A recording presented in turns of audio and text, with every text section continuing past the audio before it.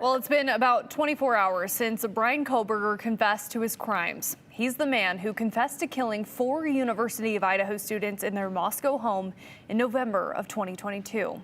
So what happens now? Abby Wilt explains his next steps and where he will reside for the rest of his life.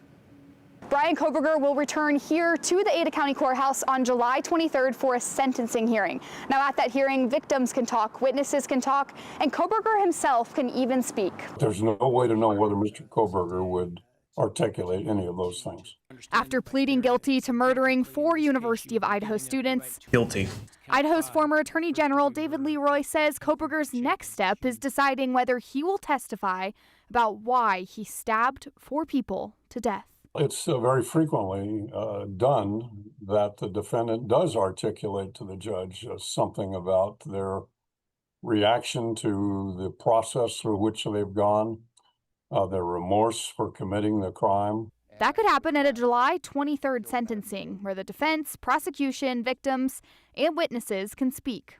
The victim families will have the opportunity to explain their positions, and then the judge will impose sentencing. After sentencing, the Idaho Department of Corrections will pick up Kohberger from the Ada County Jail and take him to the correctional facility south of the Boise airport.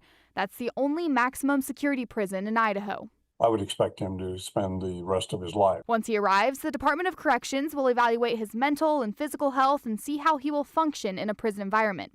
That includes being around other inmates and even working. I would expect him to be in solitary confinement for the rest of his life. Once Kohberger is there, the gag order surrounding the case will drop. Leroy expects more evidence will continue to come out. When the judge eliminates the gag order, then it will be possible for the media and others to interview principals, police officers, persons associated with the case. And Leroy says these murders will be studied for years to come. Well, I would fully expect there to be lots of such revelations, lots of such interviews, perhaps a documentary about the documentary and a book about the book. The big question remaining here is, why did Kohberger decide to kill 4 people on King Road in Moscow in 2022? Now, the answer to that question is still unknown, and it may take years of studies and possibly talking to Kohberger before we actually find that out.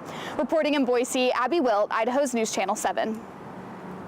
And a lot of new developments this week. You can stream all of our Kohberger coverage right now on KTVB Plus. Download KTVB Plus on your TV and watch for free.